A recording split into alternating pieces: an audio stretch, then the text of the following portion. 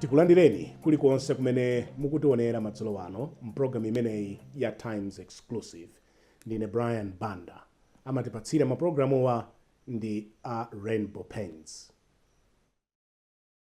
Wow, I think K-Peach looks amazing on the door. The electric blue, can it for me? Come on, look at the tango, candy pink, burnt orange, okay, sweet lime. Do you like what you see?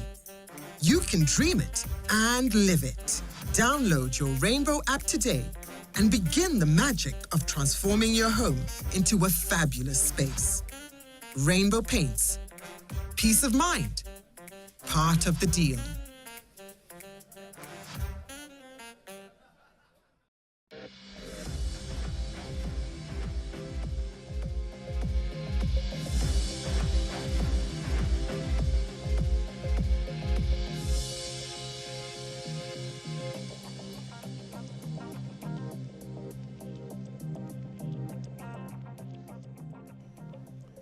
Pamene chakachi chikupita kumapeto, ife ku Times Television timakupatsirani ena mwa mapulogalamu amene tidali nawo m'mbuyomu.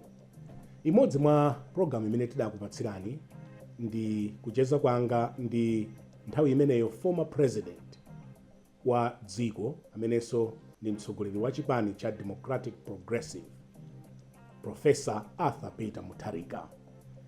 Koma kuyambira pa 16 September Malawi adawasankha yowa Professor Peter Mutharika kukhala Head of State and Government. Tikupatsirani interview imene tidali nayo m'mbuyomo ndi a Professor Peter Mutharika amene tsopano ndi President wa dziko la Malawi.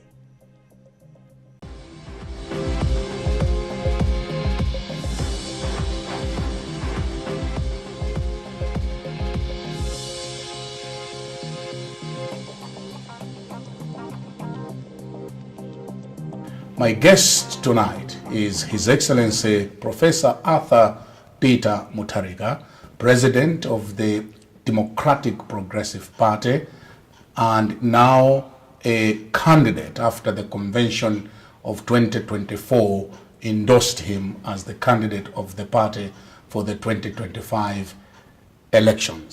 His Excellency President Mutharika served this country for 6 years. I'm profoundly honored to host him yet again in this edition of the program. Your Excellency, thank you very much for joining us and welcome. You're welcome. Let me welcome you again. It's always a pleasure. It's always a pleasure to be here. Good. And we look forward to these candid conversations. It's always a pleasure to have you here too. We have just finished a convention where the party endorsed you as its candidate for 2025. Yes. Why did you not have anyone competing with you? That's interesting. I don't know why. Obviously, we made it very, very clear that every position in the party was open. But as you know, about 24 positions were not contested for. I don't know why. I can't explain that. But it wasn't only my position, but 23 other positions that also were not contested. So I don't know the reason for that. Is it not your own making? Because before, there were people who were aspiring to be candidates for this particular party. Correct. Is it not your own making that those people were frustrated and they gave up those ambitions? I don't know. What comes to my mind is Bright in Saka and others, Wanamveka, George Shaponda, and others who were almost campaigning to be the torchbearer for the party. That's right. They were campaigning. They were. Until the time when I finally agreed that I was going to stand, after, as you know, those requests from people for over a year, I finally agreed that I was going to stand. And that's what happened. So it may well be, when I said that I was going to stand, the other people maybe decided that they were not going to challenge me, but I never asked them to withdraw. And they never withdrew from the race. So I was very surprised myself to see that nobody came forward to contest, to challenge me. Do you think there is anyone in the party who can be bold enough to stand against you? I don't see why not.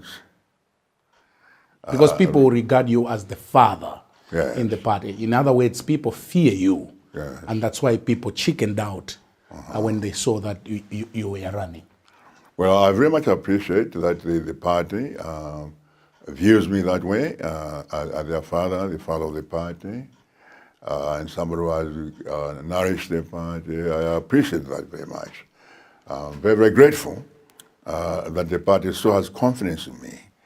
I've been leader of this party now for 12 years, and they have supported me. This is my third election as the president of the party, 2014, 2018, and now 2024. I'm very grateful, as I said at the convention, yes, I am. I really am, yeah. The convention was held under the theme, a return to proved leadership. Which leadership? Leadership of the party, of the DPP, our leadership, the leadership we have demonstrated since 2005, all the 4 elections in the past, and how our government managed 2009 to 2012, and then 2014 to 2020. That's the leadership we're talking about. People-centered leadership, leadership with a sense of direction, and I think a leadership that was try to build this country and make it move forward.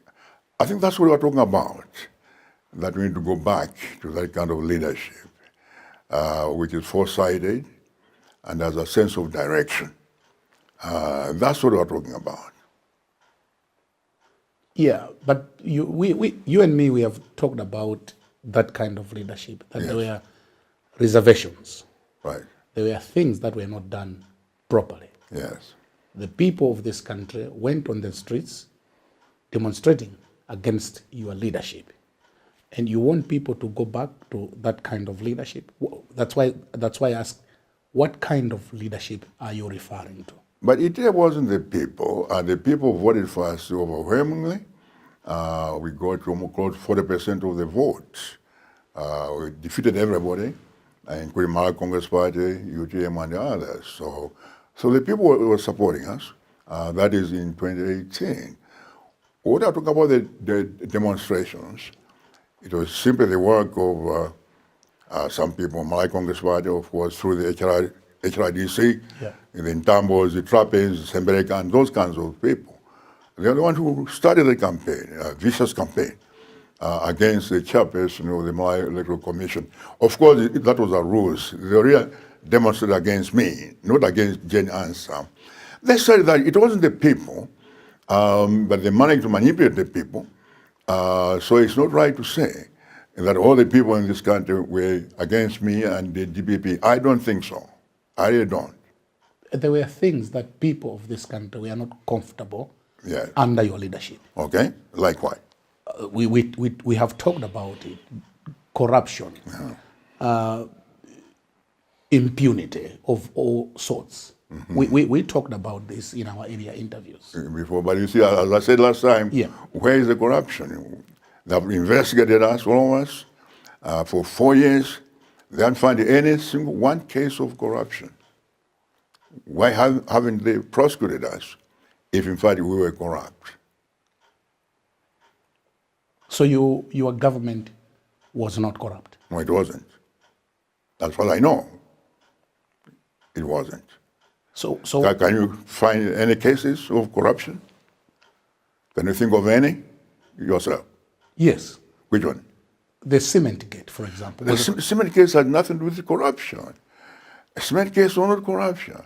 Do you know what corruption is? Corruption is getting a benefit of some kind in return for some kind of favor. That's corruption. The cement thing, we have gone through this before. Yes. And you have seen the paper yesterday that they have not withdrawn the case against the Chunaras, the two Asian business people who were importing cement. That was a case, so obviously. These people took advantage and used my tipping tax identification number without my knowledge to order that cement.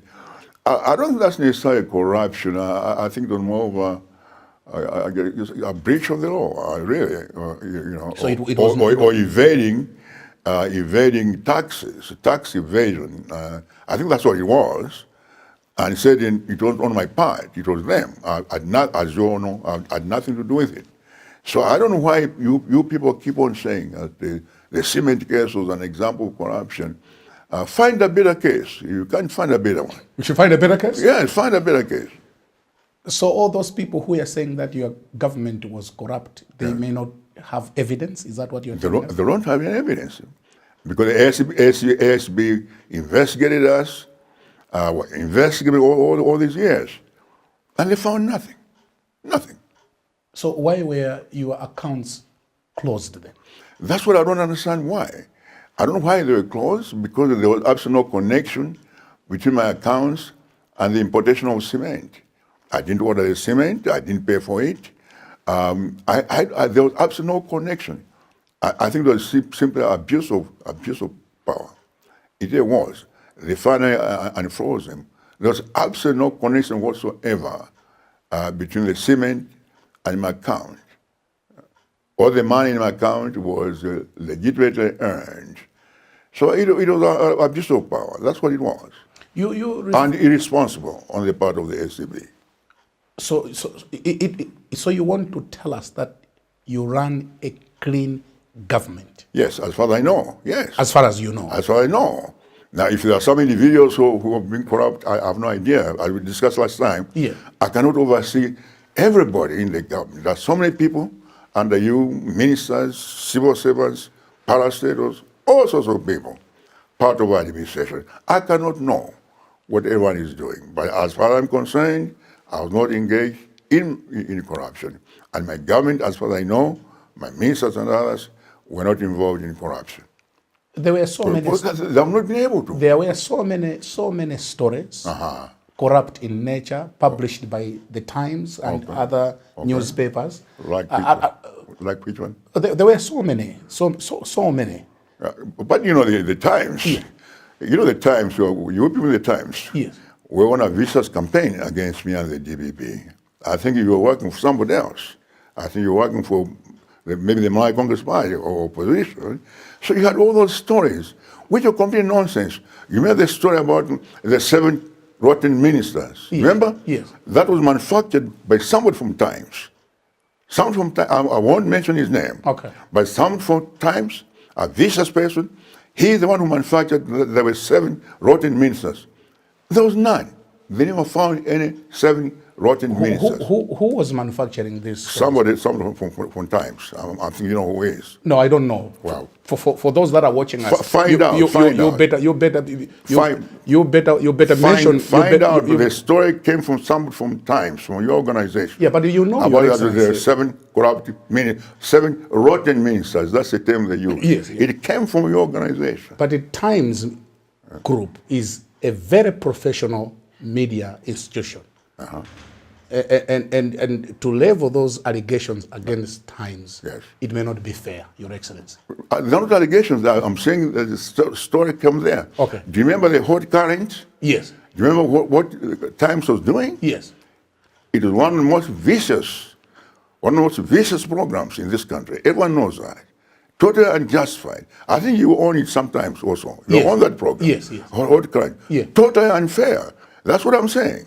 That's what I'm saying. So do you have a person in mind who could have been against you? I have no idea. But I'm just so surprised that all these things were coming from the Times, not from the nation. Okay. The nation was not attacking me as much as you people in the Times were doing. I don't know why. Maybe they have a grudge against me. I don't know. I have absolutely no idea. But that's what happened there. So all those stories we want to close on that matter. We are not true. Which stories?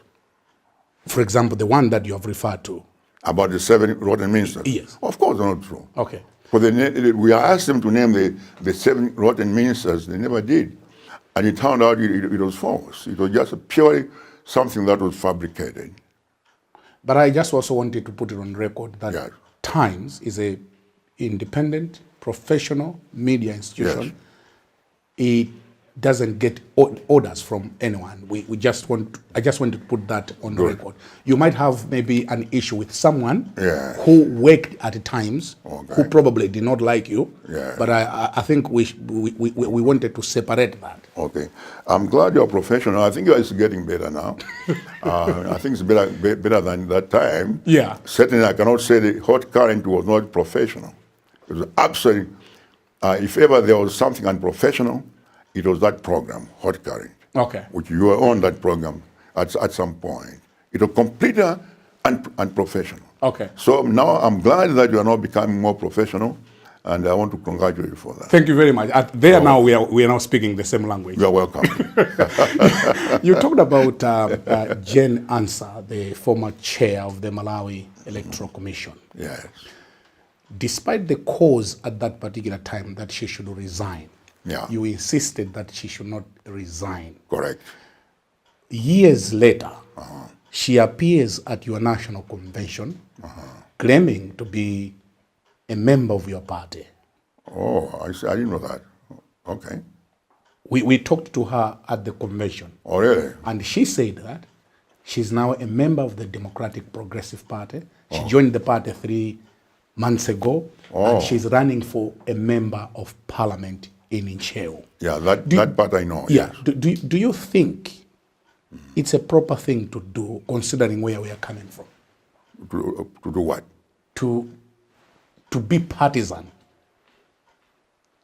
I don't understand. What do you mean? The question is, Who is being partisan? Jane Ansah or me? Jenny Ansah. Yeah, I don't know. Well, you have to ask her. I wanted to hear your views on the same. Don't ask me. I can't speak for her. Did she come to you to say she wants to join the Democratic Progressive Party? She didn't. In fact, this is the first I'm hearing that she has joined the DPP. I was aware of that. We invited her as a former chair of the Malawi Electoral Commission. That's why she was invited in that capacity, as former chair of the commission, just like we invited the diplomats, people from the faith community, from CSOs, and other political parties. So she invited in that capacity, not as a candidate for parliament. And this is the first time I'm hearing that she has actually joined the DPP. She told me that she has Okay. joined the DPP. Okay. But do you think the optics are looking right, considering where we are coming from? Would people be correct to say that she favored DPP in those elections? Well, she was a member then. She has joined the party now. As I just said, she wasn't a member of the DPP then. So how could she favor the DPP?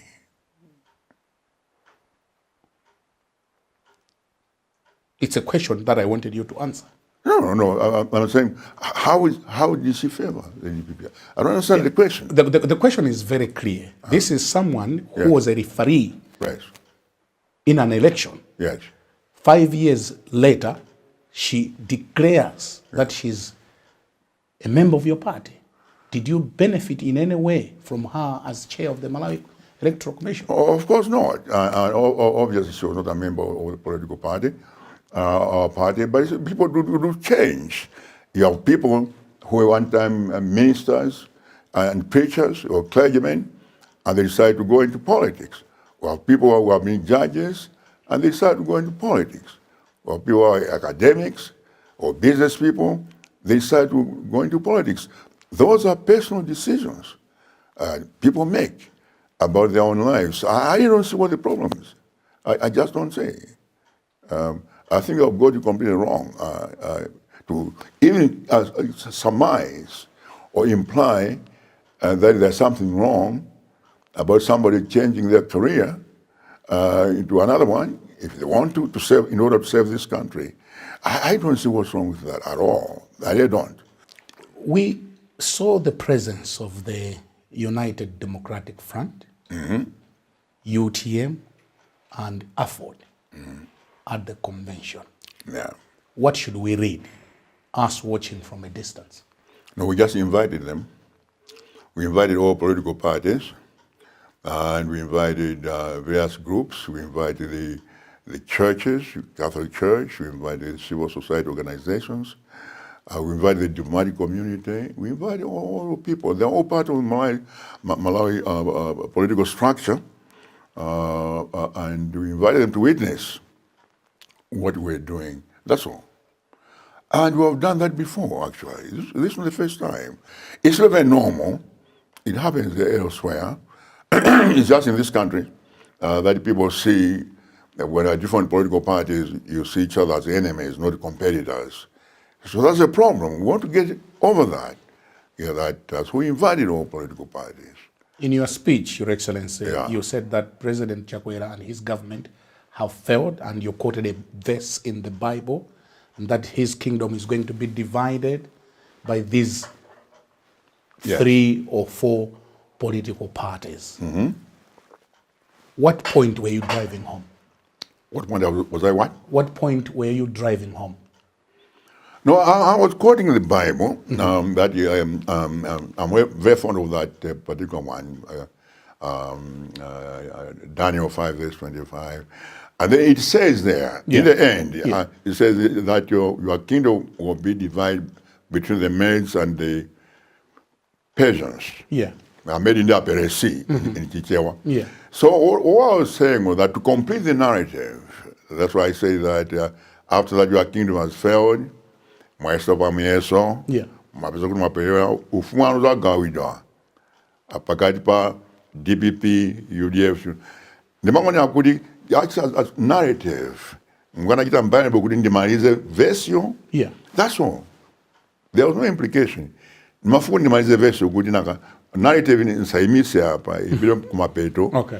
Kuti ufumano za gawidwa pakati pa DPP, MCP, I'm sorry, DPP, UDF, AFODA, and UTM. That was all really. There was nothing to it really. Not kuti mukambirana. No. Ndizimani zimenezi. No. As I told last time, that we even the other political parties have said the same. I know Mr. Chihana has said that they are going on their own. I think UDF has said the same thing. I know UTM last week, I think the publicity secretary there said the same thing, that they are going on their own. At the moment, that they have no intention or they have no thoughts of actually partnering with somebody else. And we have said the same thing because we know, according to our survey, and that's a very professional survey, that if elections were held today, with all the political parties, would get about, I think it's 57.9%. The Democratic Progressive The Party. DPP on its own, yeah. And this is a very credible survey, then done by really, really serious professionals. That's what's on the ground there, and I believe it's accurate. So we can, in fact, win on our own. Whether there will be alliances or not, that's for the future. We'll see. The campaign hasn't even started. Some of these parties have not even had conventions. The parties in opposition, except us, the others haven't yet had their conventions. Yeah. So we'll see what kind of leadership comes out of those conventions, and then what their thoughts are about the possible cooperation, alliances, and so forth. You know, in 2020, we partnered with UDF, you remember that? Yeah. So, you know, it depends on the dynamics at a given time, whether you should partner and who you should partner with and on what conditions. All those are things that you have to decide as the political landscape develops in the next several months. You came on that podium during the convention, Yeah. energetic, Yes. full of confidence Yes. that you win 2025 polls. Correct. Where are you getting that confidence? I'm getting confidence because I think over our record, I think people know the kind of problems that the country is facing. The country is also moved towards self-destruction. It's there. It's obvious. You know, the hunger, the bad economy, the poverty, all those things, the oppression that's taking place now, the violence, all those kinds of things. I don't think that's what Malawians want, really. I think what Malawians wanted in 1994, 93, 94, when they opted for multi-party democracy, that's now being reversed. It's clear it's not being reversed. I don't think Malawians want to go back to the 31 years of one person or one party rule. I don't think so. Malawians who chose freedom, personal liberty, democracy, and economic justice. I really think so. That's what Malawians opt. We'll tell our story, we'll go to the people, we'll explain to them what our agenda is, and our thoughts about this country, and what our record was, and let them make a choice. If they make the same bad choice as they did before, that's too bad. It's upon them. But I assume that after what people have gone through in the last 4 years, this time, I think people have grown wiser, I think, and I think they will vote wisely and responsibly than they did last time, 2020. Munatsekulira msonkhano mwamphamvu Yeah. anthu anayamba kuvota chifukwa chani simudabwere kudzatseka msonkhano? Oh, mukananira chairman, parai zina zake there was an urgent matter. Ndagwizana kuti ndisabwerere to complete the assignment that I had, and then I gave my speech, and after speaking, I'm going to point you on our way and go. But that's what it was. I don't really know why people, and it's not people DPP, most of the people from the other side, I don't know why they're so concerned about it. Makes it a big thing. Is there a law that if you open a conference, you must close it? Can't you ask somebody? Can't you delegate somebody? Yeah, this was one of your most important functions. It was. Where the candidates, Yes. Where the party was endorsing you Correct. as its torchbearer. Correct. And certainly there was no better or other important functions than to be at this I don't think so. convention. I'm telling you that there was an emergency. What emergency? Your I Excellency? can't tell that. You can't tell us? I don't have to tell you that. Well, no, do I have to tell anybody in this country? You can tell me. No, not at all. You can tell me? Absolutely not. Absolutely not. Because Skipping- you have no right to it. Okay. There's no. I don't owe you any explanation. What about your for I what did. about your followers, the DPP followers, Yeah. who were waiting for you on that Monday Yeah. at Comesa Hall to close your very own convention? Oh, they're waiting for me? Yes, because the program showed that you would come and close the function. That's right. And you didn't show up. That's right. As I've told before, that the chairman released me, I think about 5 o'clock. We waited, they were going to vote, they started about 3 o'clock. By 5 o'clock, they had not even started yet. Yes. And it looked like it was going to take a very long time. So the chairman asked me that maybe it was important that I leave, and then they'll call me later when they were completed. Yeah. And so it went on until very, very late. And then by the time he called me, I think it was like 4 or 5 in the morning, there was another matter that was involved. So I told the chairman that, look, we have this situation, can I delegate you to do this? And the chairman said yes, and he did that. But that's all, but if somebody doesn't like it, it's too bad, I'm sorry. But I'm not going to apologize to anybody, because there was an important matter, and this is such a trivial matter to begin with anyway. It's pettiness. The trouble in this country, Brian, Yes. is that we dwell so much on petty things, things that don't really matter. I don't think it matters whether somebody closes a meeting or not, or whether somebody delegates a meeting or not. People delegate things. The president delegates even important things, trips and those kinds. It happens all the time elsewhere in the world. It's only in this country. It's only in this country Whatever somebody does is a problem. Simple things are magnified, trivial things are magnified. I think it's wrong. We are wasting so much time on trivia, and this thing is so trivial, and nobody in the DPP is complaining about this. Nobody, not a single person.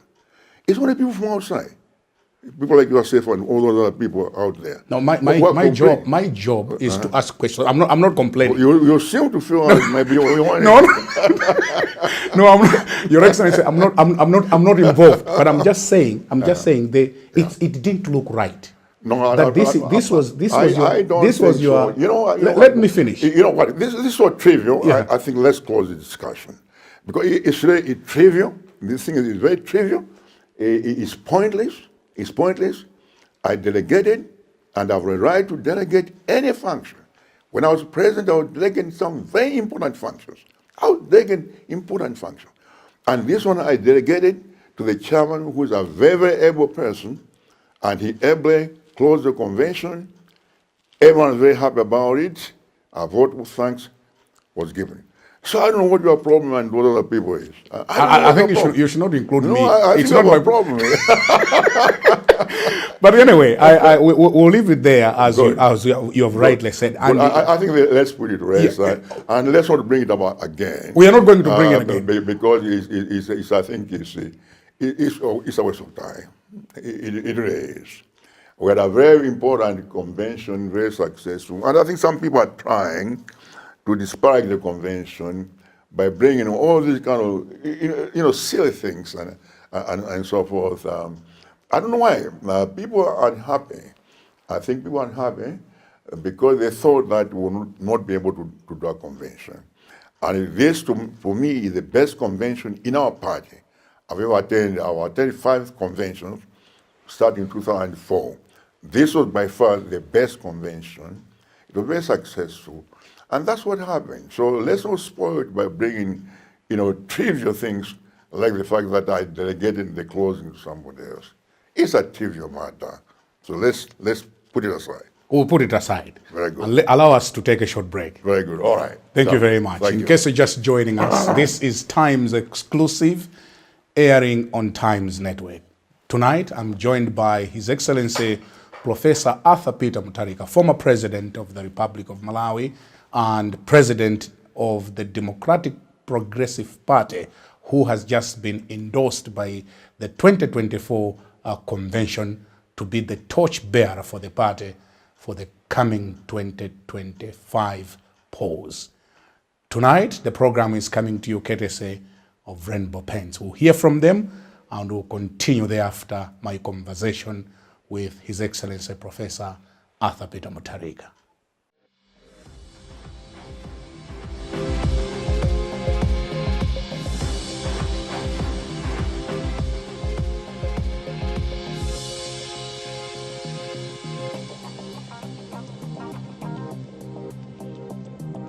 Wow, I think K-Pitch looks amazing on that wall. The electric blue cuts it for me. Come on, look at the tango, candy pink, burnt orange, okay, sweet lime. Do you like what you see? You can dream it and live it. Download your Rainbow app today and begin the magic of transforming your home into a fabulous space. Rainbow Paints. Peace of mind. Part of the deal.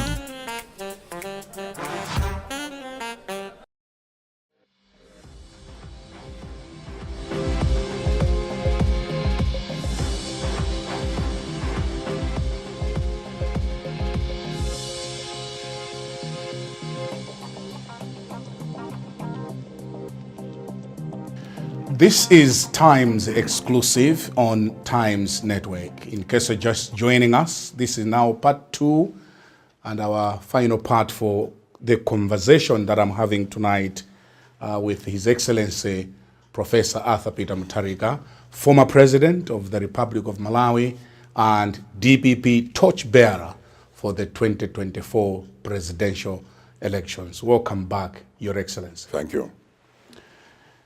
There are others out there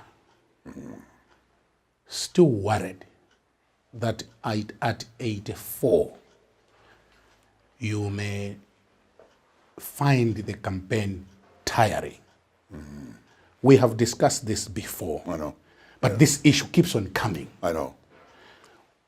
What assurances would you give me and the people watching us tonight that you are up to the game in as far as campaigning is concerned? Now, first, let me say that this concern is really coming from our enemies, not our party. The party, they know that I'm 84 years old, and they still ask me to come back. You know the whole story the past year. Yeah. They knew that. So the people who are saying this, not people from DPP, it's people from the opposite camp, simply because they're afraid of my candidacy. That's what it's all about. They're afraid of that. So let me say that. Now, coming back to assure people, well, obviously I cannot assure people about the future. Yeah. Nobody knows what will happen 5 minutes from now. Yeah. All of us could drop dead 5 minutes from now. Yeah. But as I told you last time, at the moment I feel very strong. Absolutely no problem. Why do you think? Physically and mentally, absolutely no problem. I can compete with anybody, physically and mentally, anybody of any age. So I feel fine. But what the future brings, I don't know. As I said to you before, at the Page House, that if I reach a point where I know that I cannot physically, mentally do a campaign or run the government, I'll resign. As I said before, I have absolutely no intention of embarrassing myself or my family. Absolutely no intention. I will discuss all these things with my family, and they all agree to support me, but I have absolutely no intention of embarrassing myself if I feel I cannot do it. I agreed to do it. I thought through very clearly, and I was convinced that I can do it. I didn't say I feel very strong as I did before, both physically and mentally. So I really have no problem. But, you know, on this age thing, have you heard of somebody called Lucius Secretarius Cisnatus? Have you heard of that person? No. I've never heard of him. He was a Roman general in 1458 BC. At that time, Roma was under severe attack from enemies, and Rome, then it was a republic, and Rome was about to be destroyed. All the generals, all the young generals, failed. They could not defend Rome. So the people, the Senate, passed a resolution and invited this gentleman, Lucius Secretarius Cisnatus, who was a retired farmer outside Rome. He came, agreed, took over the army, and within 16 days, Rome was saved. The enemy was defeated. 16 days. The other generals have been fighting for 4 years. For 16 days, he defeated Rome. And the people were so grateful that they wanted to make him a dictator. He refused. He went back to his farm. Do you know how old he was? He was 89. He was 89 years old. You can check it. You can Google it. So you are our own senator? That's right. So what I'm saying, Yes. What I'm saying is that, you know, each person is different.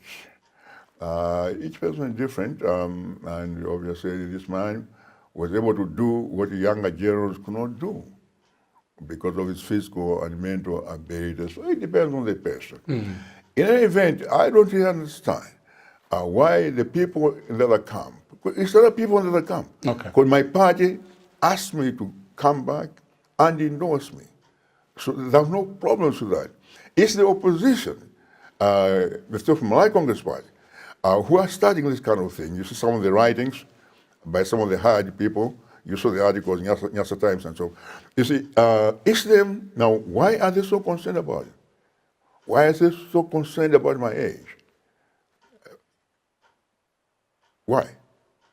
Because at 84, Yes. the president of the United States, Yes. Joe Biden, Yes. has given up, and he's only 83. That's right. He has given up because obviously I think there are some problems there. Okay. But what I'm asking you is why are they so concerned about it? Because the people, my supporters, Yeah. the people in the DPP are not concerned. But it's the people in the opposite camp who are concerned about my age. Why? What's their problem? Since when were they concerned about my welfare? Since when? They've never wished me well before. Why are they so concerned about me now? It's simply because they don't want me in the race. Because they know I get in there, they're out. I can assure you this. We'll confirm this in September, on September 17th. I'm in that race, they're out. They'll be defeated. I can assure you that. And they know it. They know it? Oh, yes, they know. Oh, they know. That's why they try to do all this rigging and so forth with mumbo-jumbo registration nonsense they're doing now. That's the only way they can win. Because they know straight fight, they can't win. Never. They can't win. And in 4 fights, I've beaten them 2014, 2016, 2018, 2020. Me and MCB, I've beaten them each time by over 5% margin. And they know it. And nothing has changed. So it's a rule to simply discredit me and try to run me out of the race. If they think they can intimidate me, they don't know me. They don't know APM. I'm sorry. People mislead the APM. They don't know me. Nobody can intimidate me or run me out of this race. Never. So they're wasting their time. You know, they better shut up and stop talking about it, because I'm not going to pay any attention to them, and my party is not going to pay any attention to them. So they're wasting their time. Let's talk about the succession. Yeah. Do we have DPP in the absence of APM? Yes. We do? Yes. Okay. Of course. Of course. You saw the elections. Last week, you were there. Yes. You saw the enthusiasm. You saw all those people competing for all those positions, except those that were not contested. But you saw people there, enthusiastic. That's the DPP. DPP is all those people there, the governors, the regional people, and the ordinary people, and others who competed for various positions. Oh yes, oh yes. DPP can exist and has always existed without APM or the Mutharikas. Because it has always been led by the Mutharikas. Well, so far, yeah. Yeah. So That's far. why I'm asking that. Do we have the DPP without the Mutharikas? I think so. Okay. And what are you doing? I think You told the convention that this is your last convention. Correct. What are you doing in grooming your successor? And who have you earmarked? Do you think we have to groom our successor? I mean, this is not a kingship. This is not a monarchy. It's a democracy. Okay. You can't groom a person. No. You might have a preferred candidate. People, I don't. You don't? No, I don't. People will develop and they'll compete, and the best person will be selected. That's how it works. You don't groom somebody I impose somebody. I thought your late brother groomed you to No, be not at the all. president of this party. Not at all. Or he earmarked you, for lack of a I better don't word. think so. I don't think so. He gave you No. leeway to, In what way? you were the favored ones. That time there was Joyce Banda, there were others. You know the story. You were favored to be the leader. In what way? In what way? You know what I'm talking about. You see, Your Excellency. when my brother died, Yeah, you know, there was an NGC meeting. yeah. There were several candidates there, and the NGC unanimously selected me as acting president. Okay? Then we went to the convention in April 2014, and I competed with Honorable Banda, and I defeated him. That's what happened. It don't just hand over to me. There was competition both at the NGC level and also at the convention in 2014, and then I was selected president. Now in 2018, there was no competitor, and in 2024, there was no competitor. Yeah. But there have been competition before, in the past. There has been competition. Yeah, but I'm So talking. it's not like would you just put me there and say that select this person. When I competed, the former president was already dead. He wasn't there. He was already dead. Yeah, but when he was alive, he had given you an upper hand In what way? in making sure that you're more visible No, I don't think. and ready I for don't think so. leadership. He merely appointed me a minister. That's all. That's all what he did? Yeah, that's what he did. Okay. He appointed me a minister. Before that, I was a legal advisor. I appointed me a minister, like everybody else, and that was all. You have told President Chakwera to pack and go. Yes. That's to use your own words. Okay. What has he done wrong, and what are you going to do? What things are you going to do differently? Well, what was done wrong is, I think, to mismanage the country, the economy, and everything else we have discussed before. There's poverty is increasing in this country. Only 9% of the people are employed, 91% unemployment in this country, and all the suffering, and of course, lack of democracy, taking the country back to the one-party system, and the oppression that's happening. People are afraid now to say things. People are afraid to say things. People are afraid we cannot campaign in the central region without being attacked. Each time we go, we're attacked.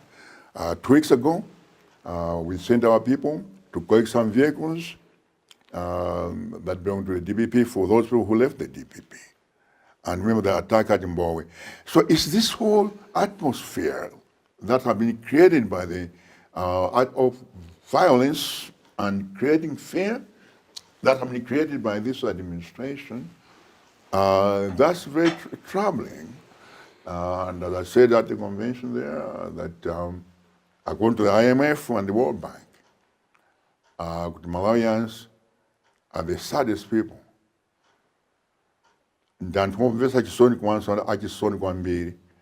People are very happy here. In the index, my saddest country in the world. Now, it's a job of the people to create conditions that will make people happy.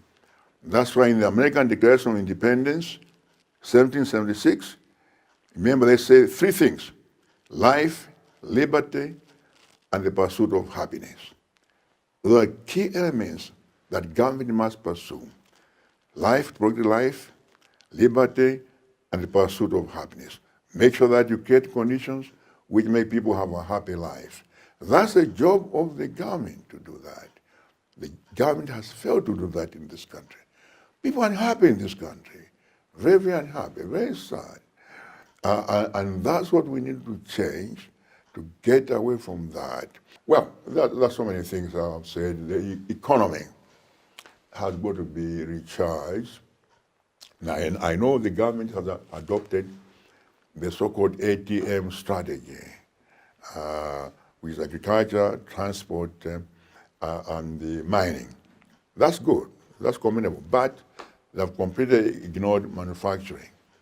Industrialization. No country can develop without industrialization. If they during the Industrial Revolution, we started in England in the 16th century.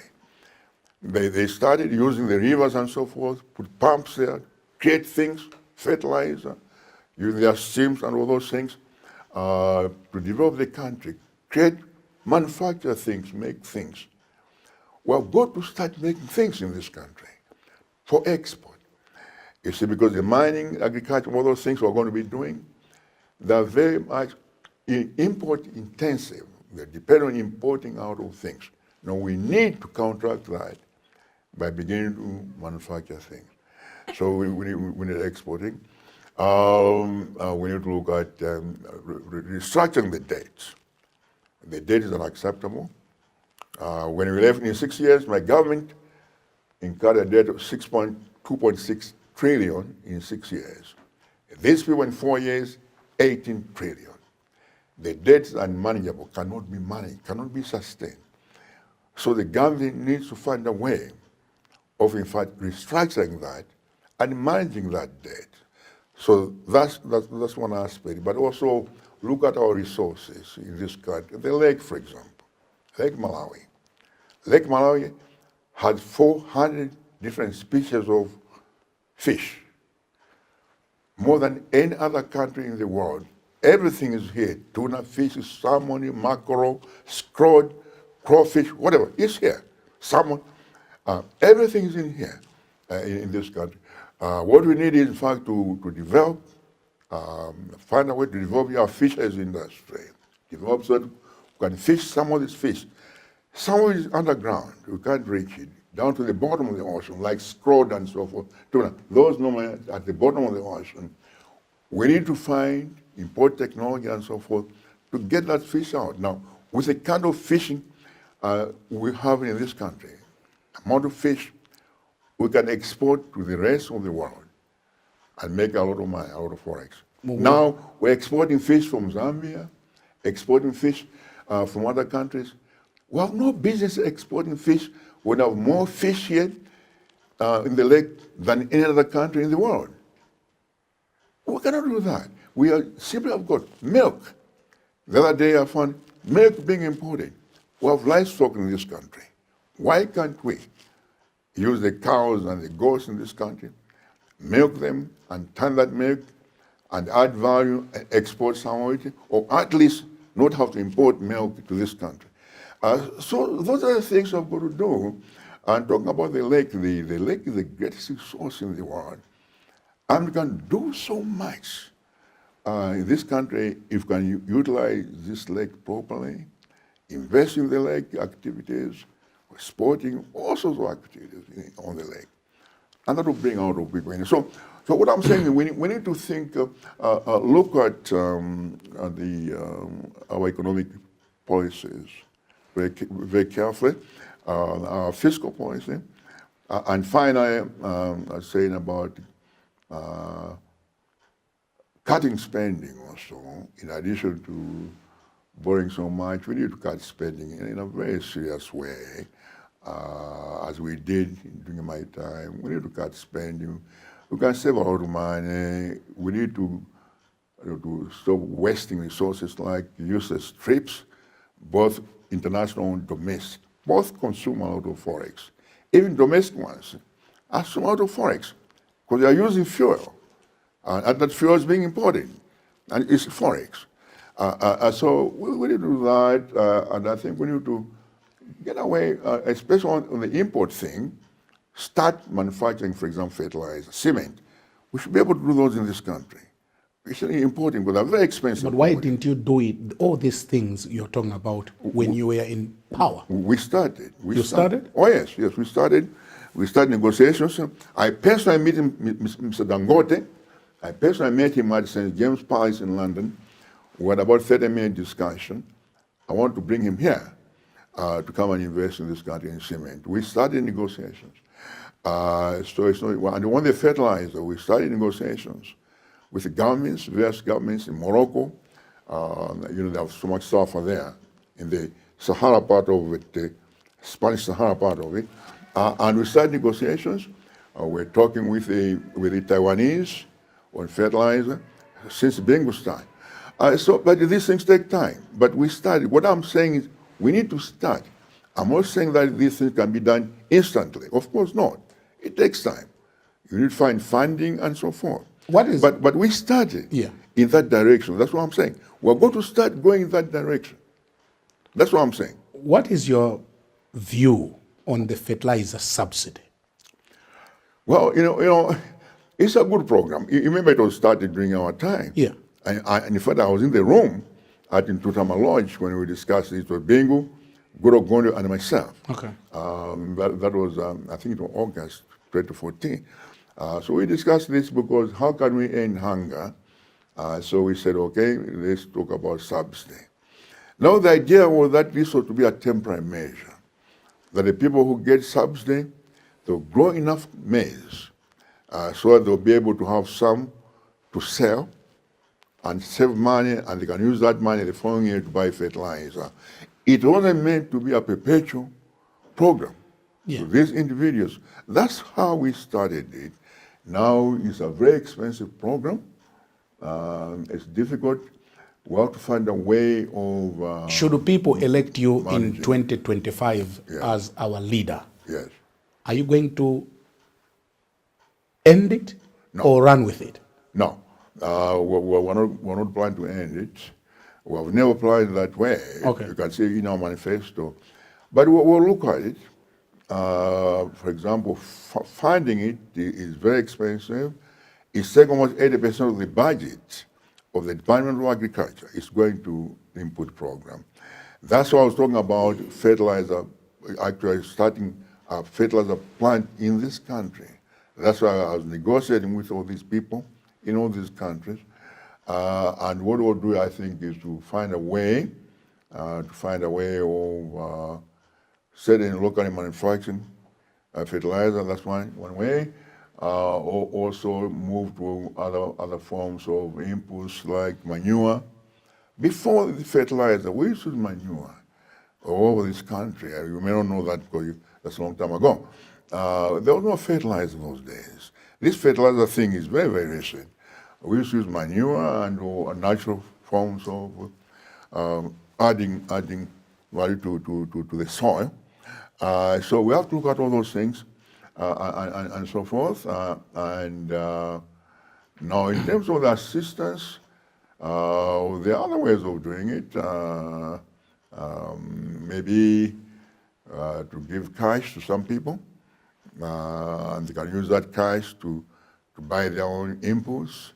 There are all sorts of alternative ways of doing it, but no, we cannot. Subsidy is not a bad thing. All countries all over the world, the United States, it's the biggest subsidier of farmers.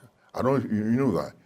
Germany, Japan, heavy subsidy on their farmers. So it's not something that's wrong.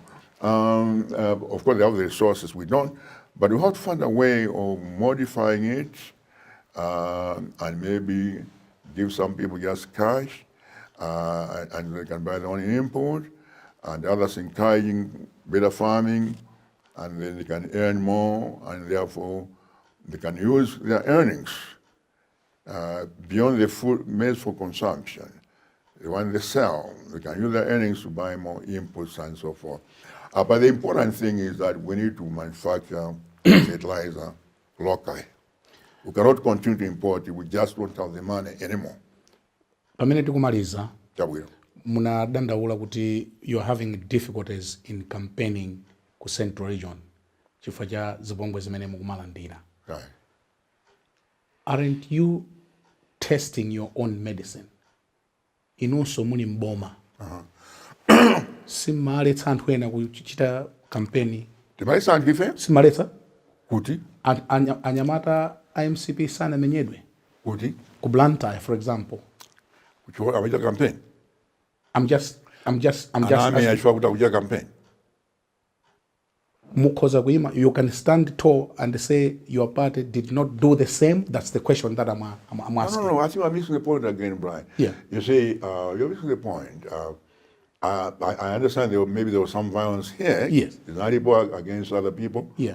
But what I'm talking about is a policy of stopping other parties from campaigning. Okay. 4 times that's happened. Twice kuja kumponera. Yeah. Anamenya yamadatu. Twice. But instead of arresting those people, they arrested our people.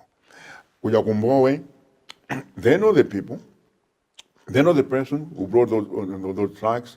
They wouldn't have the driver's license. They know the person. And yet they don't arrest that person. Up to now, they're not arresting those people. And this one last week, instead of arresting the people who attacked the people, we had sent to quality vehicles, they are arresting the driver we sent. And later on they release him. Now, I've said this before, Kuti, I think this is wrong. This is taken my data. Yeah, but Malawi is one country. We all should be allowed to campaign wherever we want to campaign. Anyamata DPP anaenda matauni mundizi kwanje. Everybody is blind. Zachary is Zachary, what is it? Zachary is married. You are clinging to that thing that was a long time ago. Zachary. Just one incident. It was a long time ago, before I even became president. Okay. I think it was 2009 or Okay. something. Yeah, entire campaign. Yeah. And we condemned that, remember? Okay. Even them condemned that. That's Yeah. one incident. Okay. So some that incident. Okay. But on a more serious note, I think that the idea of violence, stopping people from campaigning or threatening people, intimidating people, is not a good one. And when the government decides not to arrest those people that they know, in all those three instances, two in Ponela and the one at Mbowe, they know the people. But they have decided not to arrest them. When are you kick-starting your 2025 campaign? I don't know. It's a year now. I mean, It's a year now. You can campaign for a year.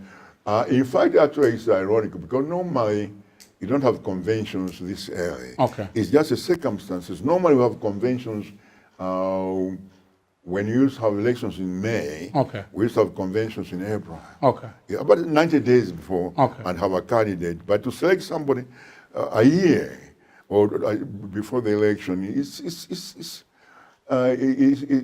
not a very good thing in my view. Yeah. But that doesn't happen. Look at the Americans. They just have their convention now. In July, they had the Republicans.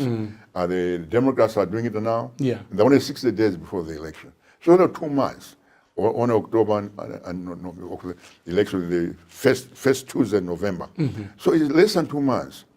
If you come 1 year with a candidate, I don't think it's sensible. But it does happen. Huh? Exactly. It's very expensive. It's going to be a very, very difficult situation because this has never happened before. Do you have? But it has happened, so we'll just see how we manage it. Do you have the financial muscle to run a successful campaign? Yes. Where will you get the money? Well, we'll get money from well-wishers. And who are your well-wishers? Well. I can't tell you our well-wishers. Huh? I can't tell you that. You can't tell me your well-wishers? No, of course not.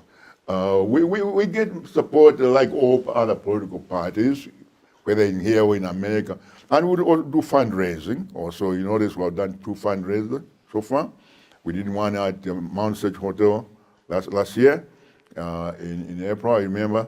The night before Friday, remember we did that, and we did the last one on July 13th at Page House. So we're doing fundraising, and we'll continue to do fundraising. And from that, we also have a system. We're asking people to send money through TNM and also through Airtel. And money is coming. Small donation, $20, $200, $500. People can send anything they can afford. So that's happened. So money is coming in. A lot of money is coming in now.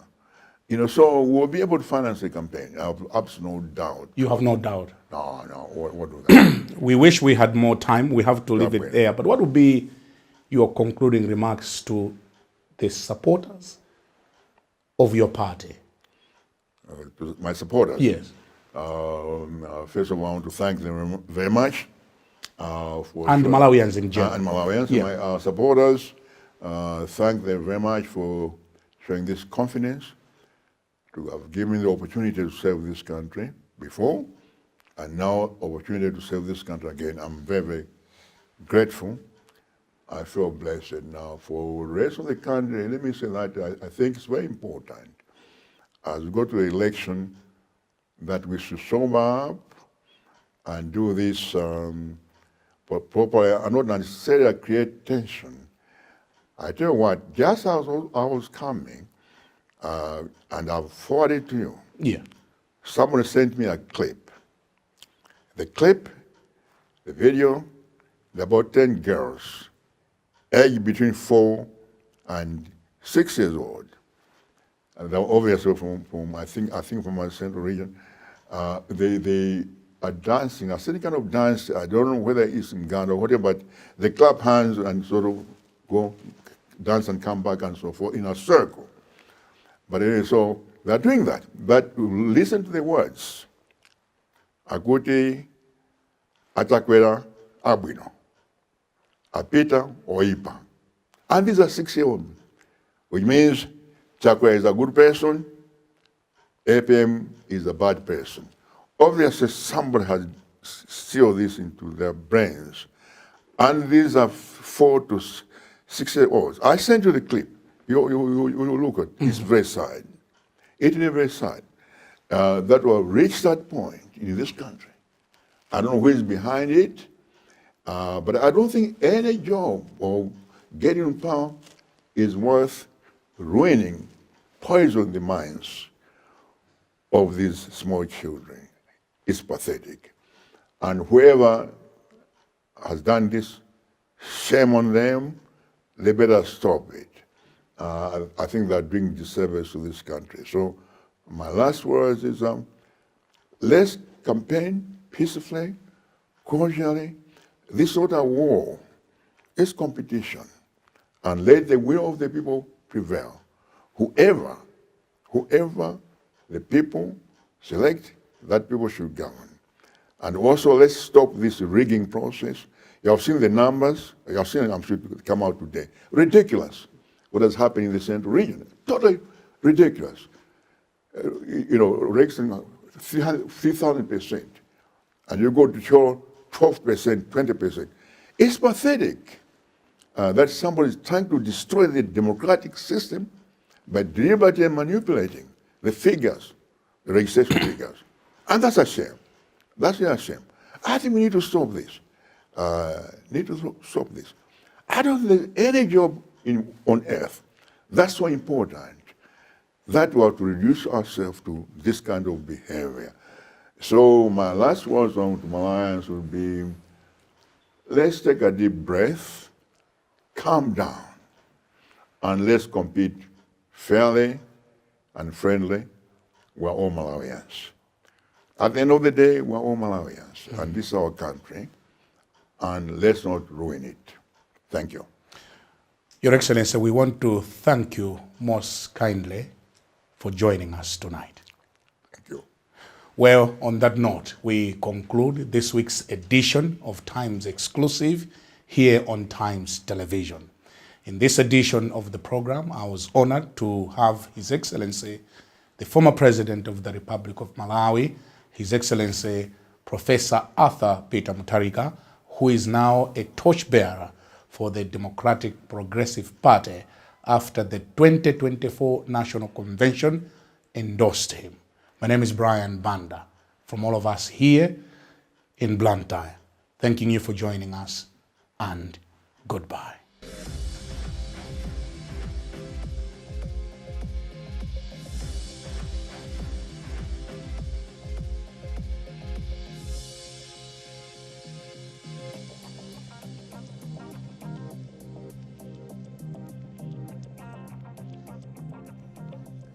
Imeneyi ndi imodzi mwa mapulogalamu amene tidakupatsirani m'mbuyomu.